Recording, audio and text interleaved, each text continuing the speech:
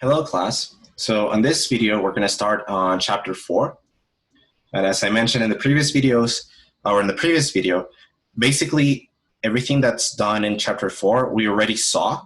All we're going to do is generalize it to higher order ODE. So we saw how to work with linear ODEs of order 2.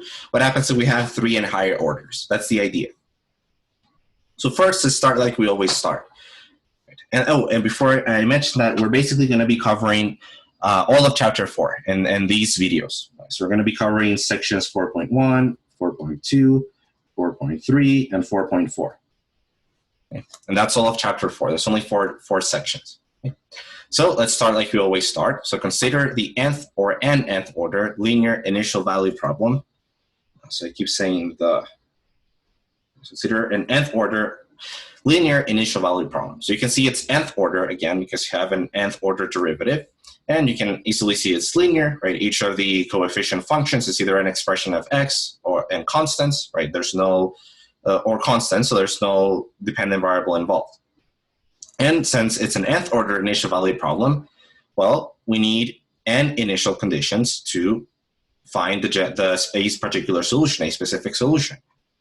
Right, because we have n derivatives, and as I mentioned, you can think of this as you have n derivatives, you want to integrate n times, right? So if you integrate n times, you're going to get n arbitrary constants from the integration, so you're going to need n initial conditions to get rid of them.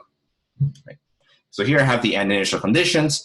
When you integrate once, you get a function, an expression involving the nth minus 1 derivative, so that's the condition for that. When you integrate twice, you get an expression involving the nth minus 2 derivative. Okay, so that's an expression for that all the way. And then once you integrate n times, you get the solution y, right? So, but with an arbitrary constant, so we need a condition involving y, and that's the last one. So those are n initial conditions. Okay. So this is the usual initial value problem. Now we're assuming that n can be any positive integer. Including 0, but if it's 0, then we're working with, there's no derivative. So let's say we start at 1. All right, so n can be any positive integer greater than or equal to 1. It could be 1, 2, 5 million. Okay, so that's the initial value problem. As always, given an initial value problem, we want to know when are we sure that a solution exists and that it is unique. And that's theorem 1. Right? And it's exactly the same theorem as the one in section 4.2, where we had a second order ODE, right? So look at the n coefficient functions, or n plus 1 of them, right? So look at all of these coefficient functions, right? A sub n minus 1, all the way up to a sub 0, right? So all of the functions that are multiplying the derivatives of y, including y itself, and look at g. Right? So you have all those functions, right? an up to a0 and g. All of those have to be continuous on some interval I containing the initial condition or initial input x naught. So the initial input you see here is x naught. Right? So look at all of those functions. They have to be continuous on some interval, including x naught. Right? And the only other thing that you have to worry about is that the large or the a sub n function, so whatever function you have multiplying the highest order derivative, can't be equal to 0 on that interval. Right, so yeah, so this is what it's saying, right? That let's see, where is it? Yeah, so this is what it's saying, that a sub n is not equal to 0 on this interval in which all of these functions are continuous, and that includes x naught. One way you can think of, and I didn't mention before, but if you want to think of it this way, you can. One way you can think of why this condition exists, right, that you don't want a sub n to be equal to 0 on this interval, well, think of coming here and dividing everything by a sub n. So if you divide everything by a sub n, so you have the nth order derivative by itself, and you were applying this theorem, right, what would be the problem? You wouldn't want the denominator, which in this case would be a sub n, to be 0. Right, so that's the idea. That's where that condition comes from, if you want to think of it that way. But in general, it's very simple. Identify all of the coefficient functions and the function g of x that's not being multiplied by any derivative of y. Find an interval in which all of them are continuous, and that includes the input x naught, and in which the a sub n, so the function multiplying the highest order derivative, is not equal to 0. right, for all x in this interval. Once you have that, you're guaranteed that a solution exists and that it is unique to the initial value problem that we have here. Right. Now, notice that this guarantees the interval. It's not like theorem 2 in section 2.4, where all we found was an interval in which we know some subinterval has a solution. This is like theorem 1 in section 2.4, where we actually know what the interval is. And if you've seen the homework or the exam, a lot of students messed up in the sense that when I was asking for a specific interval, they were using theorem 2 in section 2.4, which doesn't give you a specific interval. Right, so whenever I'm asking for a specific interval, if I'm asking for one for first order linear ODE, then you have to use theorem 1 in section 2.4. Or in general, if I'm asking for an nth order linear ODE and I'm asking for a specific interval, you have to use this theorem 1 in this section, because this works for any order, whether it's order 1, 2, etc. Okay? So I'm not going to do an example, right? It's conditions that are very easy to check. I am going to write I'm not going to do a complete example, but I am going to write something here. So let's say you have a fourth order ODE, something that looks like, let's do, so it's just something like this, x minus 1 times, so I'm going back to using x for the independent variable and y for the dependent variable, because right now there's no context, right? So I'm not going to be using t for the dependent one.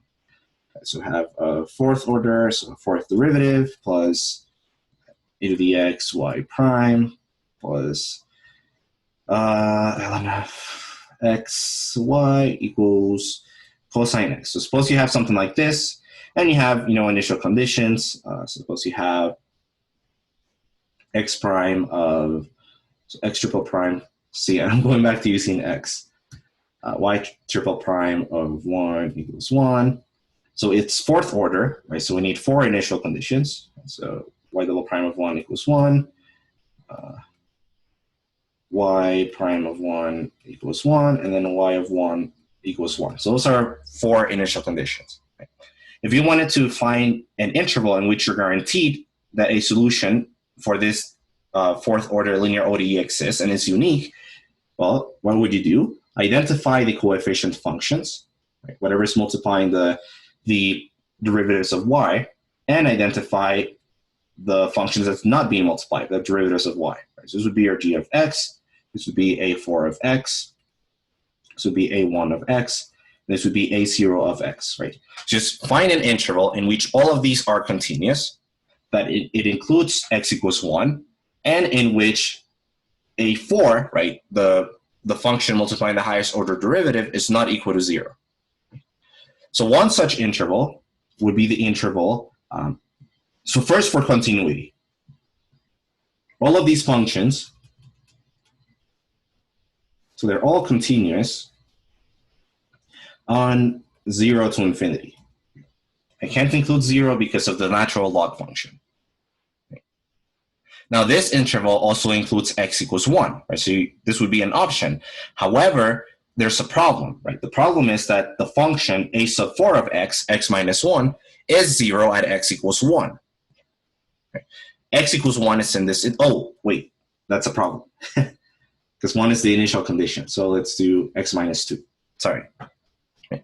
So this is a problem because the 0 for the a sub 4 function, so the function multiplying the highest order derivative is 2. 2 is in this interval. So we can't use this interval. We have to remove 2. So we get 2 intervals if we remove 2. We get either the interval 0 to 2 or the interval 2 to infinity. Now, which one of these do we use? Well, usually use the largest one. However, in this case, the largest one, 2 to infinity, doesn't contain the initial input, x equals 1. So you would have to use the interval 0 to 2. Right. And then you would conclude, you would say, right, is an interval, and again, notice that this is a specific interval in which a unique solution for this initial value problem exists. So I guess I worked out the complete example. Right? But this is the idea. It's very simple. Right? But again, notice because, so you could say because A4, A1, A0, and G are continuous on this interval. So I'm just writing everything on this interval, which contains x, the initial input x equals 1, and A4 of x is not equal to 0 on this interval. That would be the full solution. If you show the work, that's fine. However, I did mention continuity here. I did label all of my functions I'm looking for continuity. However, I didn't mention that it includes x equals 1. I mentioned it, but I didn't write it. Right? So in my final solution, I mentioned everything that I'm looking for. I'm making sure that all of the functions are continuous, that the interval includes the initial input x equals 1, and that A4 of x, so the function multiplying the highest order derivative, is not equal to 0 on the interval. And that's how you use theorem 1. So very straightforward. And again, it's just a generalization of theorem 1 in section 2.4, so higher order derivatives. Now, theorem 2. So any nth order homogeneous ODE, remember that saying that it's homogeneous, that implies in this class that it's linear. So I have an nth order linear homogeneous ODE. Right? Remember, homogeneous means that everything that's not being multiplied by a derivative of y equals 0. Right? So given any nth order homogeneous ODE, you always have a fundamental set of solutions on some interval, right? I. That means that you have n linearly independent solutions. Right? We have an nth order ODE. We want n linearly independent solutions to find the general solution. Right? So this is like the last theorem in section 4.1, where we showed this for a second order ODE, right? We said that any second order homogeneous ODE has a fundamental set of solutions. Well, any order homogeneous ODE has a fundamental set of solutions, right? So if this were a 20th order ODE, we're guaranteed that there exists some interval where there are 20 linearly independent solutions, right? So it makes sense for us to actually try to find them. Okay? Then the last theorem is, given an nth order ODE, just linear, not necessarily homogeneous. And again, this looks like a sub n of x, nth derivative, plus a minus 1 of x, nth minus 1 derivative, all the way to a1 of x, first derivative, plus a naught of x times y, equals some function of x, right? Okay. So given an nth order linear ODE, if y sub c is the solution to the homogeneous case, is the general solution,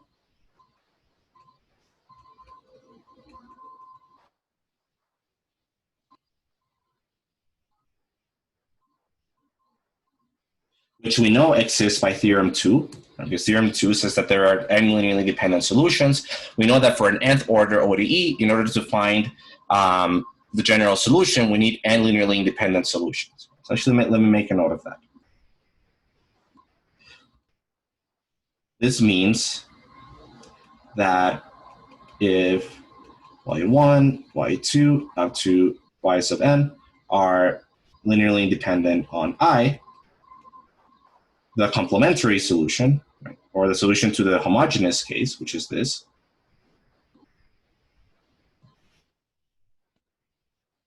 is, as we know, just a linear combination of these linearly independent solutions. So C1 y1 plus C2 y2 plus Cn yn, right, where the C sub I are just arbitrary constants.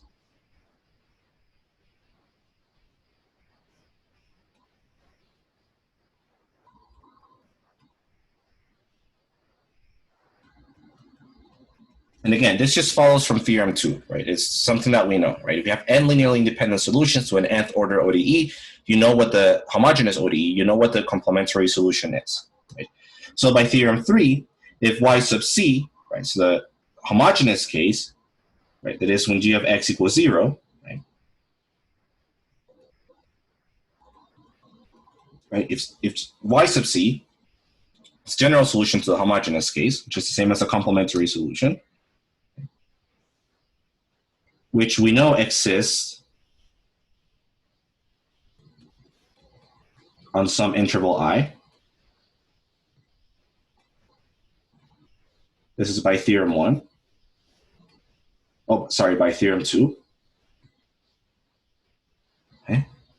So if y sub c is a general solution of the complementary case or the homogeneous case, and y sub p is a solution to star, let me say particular, right? Because I think we used the word particular when we went over this before. Remember that a particular solution is just a specific solution, right? One that doesn't have any arbitrary constants. So let's call this star. So if you have a particular solution for star, right, then the general solution, and on I, on the same interval as the complementary solution, then the general solution for star on I, right? I is the shared interval in which the complementary solution is given by, is a solution on this interval, and the particular solution is a solution on this interval, right? So it's a shared interval, right? Then the general solution for star, which is the original ODE on I, is, as we know, just the sum of the complementary and particular solutions, right? So the same thing that we did for the second order case, right? So the steps are always the same. Find the complementary solution, find a particular solution, and then add them together.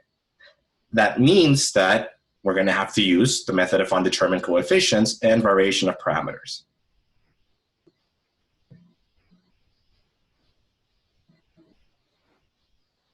Okay. So that's the idea. Of course, if the coefficient functions, right, the a sub n minus 1 are not constants, we can't find y sub c by ourselves, because the only way we can find y sub c with our methods is if the coefficient functions are constants.